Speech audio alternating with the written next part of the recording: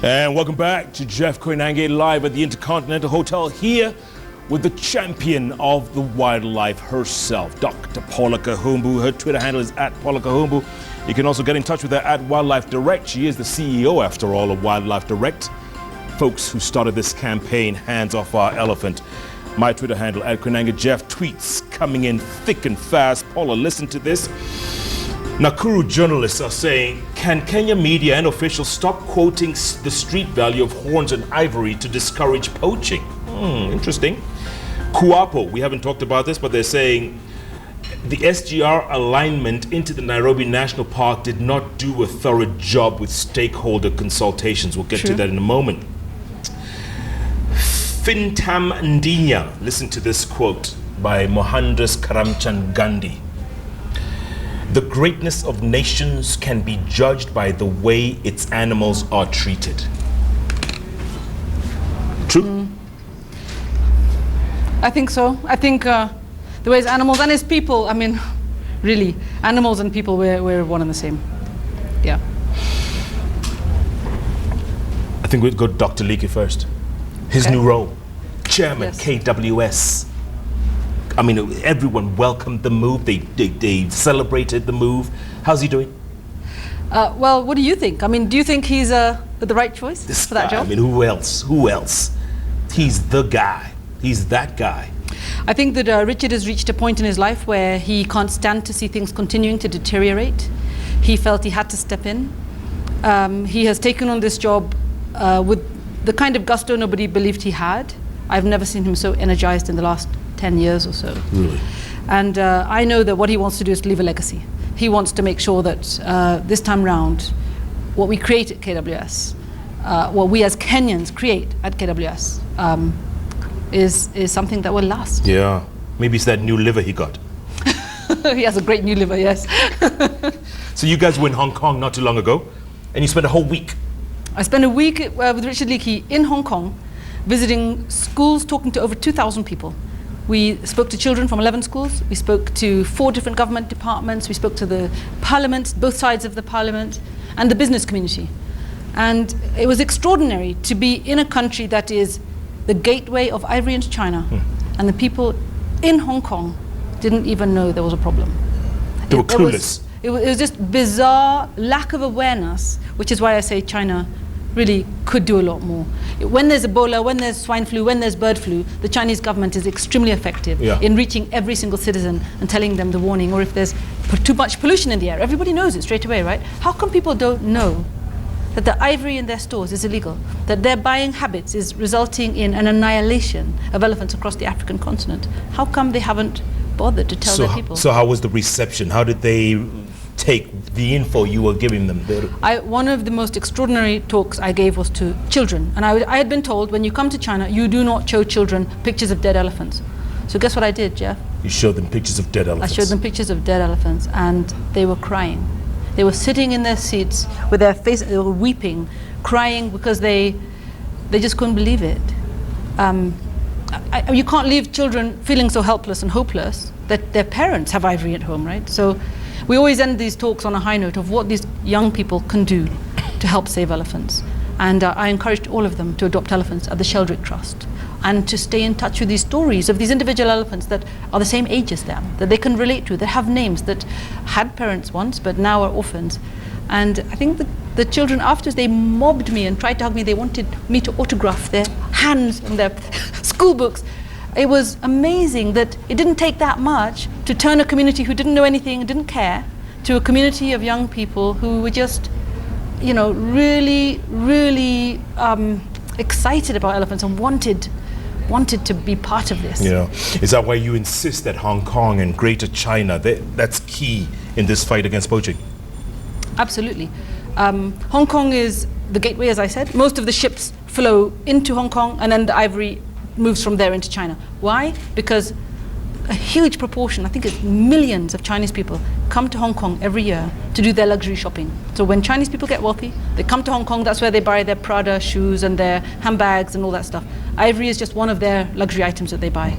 So it really is the most important place to get that message across. And Dr. Leakey, was he effective there? Did they love him? Of course.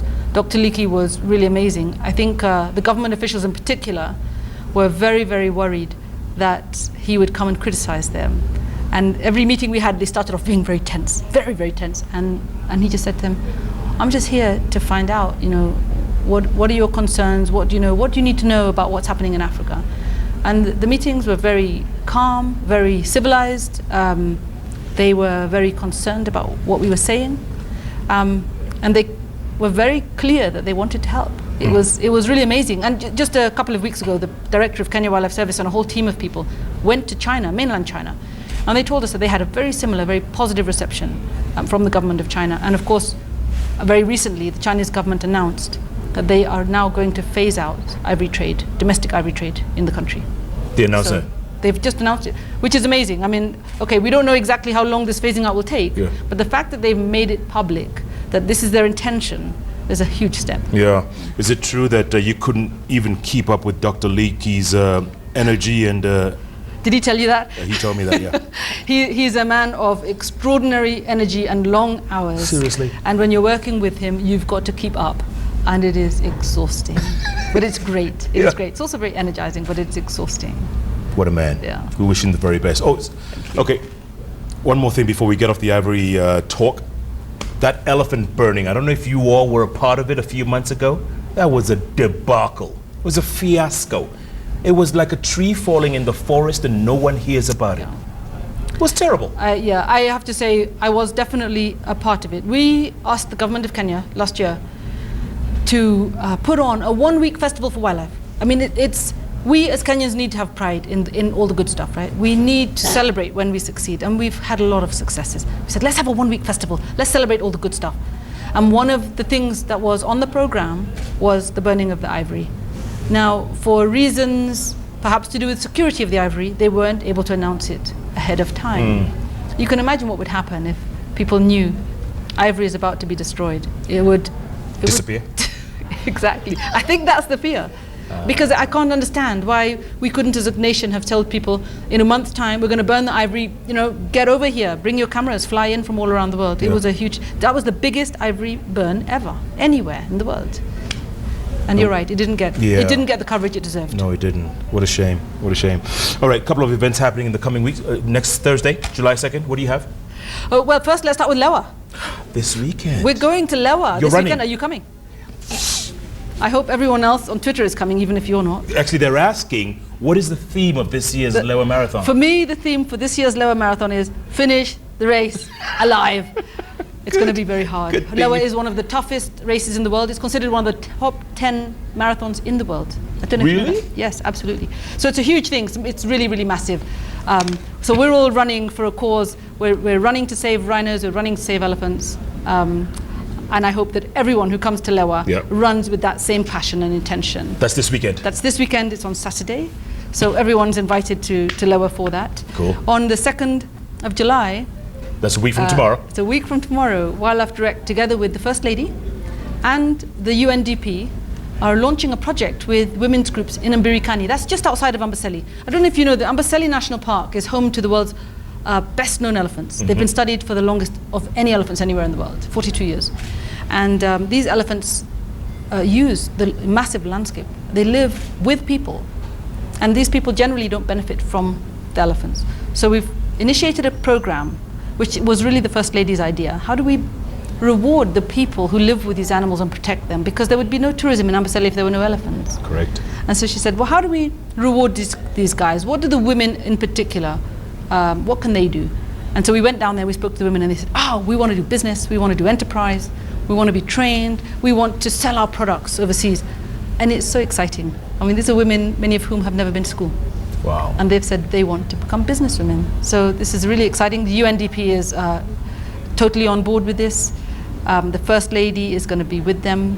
I think it's going to be a fabulous, fabulous How event. much money has she thrown in already? Well, this particular project has $100,000. We see it as just the beginning. It's a one-year pilot, and we see this just as the beginning. Nice. Nice. July 2nd, okay. And then a couple of days later, you and your sister Joy, what are you doing? So my sister Joy has just arrived from England. She's spending 2 months volunteering with Wildlife Direct. She is an expert on a methodology or as a technology called open space. It's basically an incredible way of creating consensus. among people who may have very diverse and opposing views. We're putting together 200 to 300 people in a room at Brookhouse School. We're calling it Wildlife Warriors. We want the people of Kenya to develop a national strategy on how to get young people to save our wildlife. So we will have children from 5 years old, we'll have ambassadors, we'll have the head of Kenya Wildlife Service, we'll have big people and small people, people from Kibera and Dandora, and top scientists. Everyone has equal status. Everyone gets to participate and contribute equally. And I think it's going to surprise everyone that for the first time, conservationists who people say that we're cannibals. We kill each other. Conservationists, Yes. we're not very nice to each other. Correct. But actually, this technology will, for the first time, I think, allow us to work together in a very, very constructive and inspiring way. Can I bring my 7-year-old? Absolutely. Bring your wife. Bring your 7-year-old. Bring your parents. Bring your grandparents. I mean, everybody cares about the future of our wildlife, and we all care that our children get to experience the wildlife the way we did, right? Yeah. So we all have a say, and young people in particular, we tend not to listen to them, and sometimes they have the best ideas. Look at Richard Turere, at the age of 11, inventing a device that is saving lions across the entire continent. Great story. Nobody would have listened to him if he, started walking around the street saying it.